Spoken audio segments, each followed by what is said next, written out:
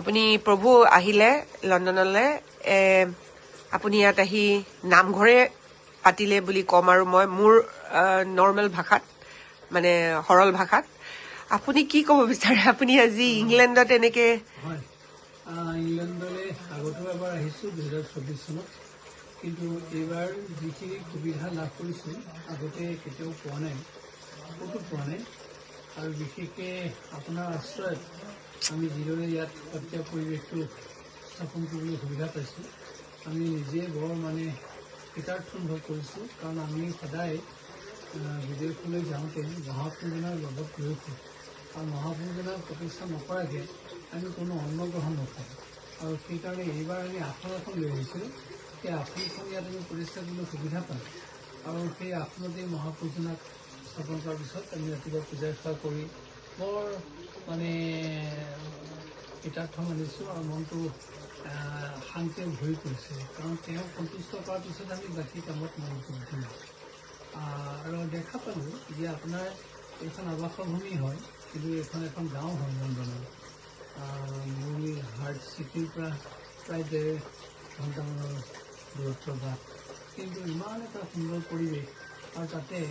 আপোনাৰ এই আৱাসভূমিখন বহুত দেখাত দুমহলীয়া কিন্তু আপুনি আমাক এটা মহল এৰি দিলে কালিৰ পৰা দেখিছোঁ আপোনালোক গোটেইবিলাক কিন্তু মহলত আছে আৰু আমি আমাৰ মহলটোত মহাপ্ৰভুৰ এনেকৈ স্থাপন কৰি পূজা সেৱা স্থাপন কৰিছোঁ আৰু এনেকৈ যিদৰে আপুনি এৰি দিছে লণ্ডনত এইটো বিৰল আৰু মোক ভাইটি ইতিমধ্যে কৈছে ইমান সত্ৰীয়া পৰিৱেশ সৃষ্টি কৰিব পৰা আহল বহল ঠাই লণ্ডনত পোৱা মুস্কিল কিন্তু আপুনি সৰ্বোচ্চ ত্যাগ কৰিছে আমাৰ নামত সেইকাৰণে আমাৰ মনটো উৎসাহে ভৰি পৰিছে আনহে নালাগে আপোনাৰ মালিক ঈশ্বৰক ৰাতিপুৱা যেতিয়া আমি সুধিলোঁ প্ৰথম যেতিয়া তেখেতক জগাই দিছোঁ বোলো আমি উঠিলোঁ বোলে তাৰপিছতে তেখেতে অকণমান পিছতে আহিলে বোলো আপুনি ক'ত গৈছিলে এতিয়া নাহানপুৰলৈ গৈছিলে বোলো আপুনি নাহানপুৰলৈ যে বাহিৰত গ'ল আপোনাৰ ঘৰ ইয়াত নাছিলে নেকি নাই আপোনালোক এই দুদিন নহয় সেইটো বোলে আমাৰ দায়িত্ব হ'ল তেতিয়া আমি ভাবিছোঁ ইমান এগৰাকী উদাহৰণৰ ব্যক্তি হ'ব পাৰে আমাৰ কাৰণে সকলোখিনি এৰি দিছে আপুনি যেনেকুৱা আপোনাৰ মালিকজনো তেনেকুৱা মোৰ মানুহজনো তেনেকুৱা সেইকাৰণে আমি ভাবিছোঁ যে আপোনালোকৰ সেই সত্ৰীয়া সংস্কৃতিৰ ভাৱটো যদি অন্তত নাথাকিলেহেঁতেন আপোনালোকৰ যদি সেই দৰদী ভাৱটো সেই ভালপোৱা ভাৱটো নাথাকিলেহেঁতেন আমি কেতিয়াও নিশ্চয় এই সুবিধা নাপালোহেঁতেন সেয়ে আমি 17 তাৰিখে লেকচাৰ দিম সেইটো পিছৰ পৰ্ব কিন্তু প্ৰথম পৰ্বতে আপোনালোকে আমাক যথেষ্ট শান্তি প্ৰদান কৰিছে প্ৰভু ধন্যবাদ আপোনালোকে ইয়ালৈ আহিছে আমাৰ সেইটোৱে আমি বহুত ধন্য এতিয়া আপোনাক লগ কৰিবলৈ ইয়ালৈ মানুহ আহিব কালিলৈ চ' সেইসকলক এনেকে আপুনি যদি তেওঁলোকক এনেকে এটা ব্লেছিং দিব পাৰে আশীৰ্বাদ দিব পাৰে ভাবকচোন লণ্ডনৰ মাজত আপোনাক চাবলৈ সকলো ৰৈ আছে চ' আপোনাক লগ কৰিবলৈ আমি বহুত ধন্য আপুনি ইয়ালৈ অহাৰ কাৰণে আৰু চবতকৈ ধন্য কি জানে প্ৰভু আপুনি যে সৰু সৰু ছোৱালীবোৰে আপোনাক যে প্ৰশ্ন সুধিছে আপুনি কি কৰে এইটো মোৰ চবতকৈ এটা ডাঙৰ মই ভাবো যে এটা ডাঙৰ কথা বিকজ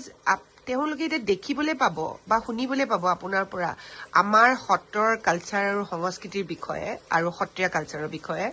তেওঁলোকে বহুত শিকিব পাৰিব মই সেইটো কাৰণে ভাবিছো প্ৰভু আপুনি অহাৰ কাৰণে মই একচুৱেলি বেছি ধন্য আৰু আমিবোৰ ইয়াৰ মানুহবোৰ বেছি ধন্য তেওঁলোকে 500 বছৰ পুৰণা কথাও শুনিবলৈ পাব আৰু আমি আৰু এটা কথাত মানে উৎসাহিত হৈছোঁ যে আপোনাৰ ইয়াৰ অসমীয়া বাসিন্দাসকল যে আহিব আমি এইটোত মানে অতি আশাৰ বাট চাই আছোঁ যদি তেওঁলোকে আমাৰ কথা শুনে কেতিয়াবা আপোনালোকৰ সৌজন্যতে আমি এটা নামঘৰ পাতিম এবছলিউটলি প্ৰভু মোৰ সেইটোৱে আশীৰ্বাদ মোক সেইটোকে আশীৰ্বাদ কৰিব যে নামঘৰখন পাতিব পাৰো সেইটোৱে হ'ব মই জানো এই মোৰ ঘৰতে হ'ব মোৰ ঘৰ ভাঙি মই নামঘৰ বনাম এটা চাইডে টাইম ল'ব অকণমান তাৰ লগত বহুত কিছু জড়িত আছে মানে লজিষ্টিক্স অকল ফাইনেন্সিয়েলে নহয় বাকীবিলাক ইয়াত বহুত প্ৰচেছ আছে প্ৰভু সেইটো কাৰণে অলপ টাইম লাগিব কিন্তু হ'ব মই আপোনাক আজি মই এই গোসাঁই আগতে কৈছোঁ হ'ব প্ৰভু থেংক ইউ প্ৰভু আৰু আমি অসমৰ ৰাইজক দেখুৱাই থাকিম আমি আমাৰ গুৰুজনাৰ কি কি কাম আপুনি ইয়াত কৰি আছে সকলোকে আমি দেখুৱাই থাকিম ইয়াৰ পৰা ধন্যবাদ প্ৰভু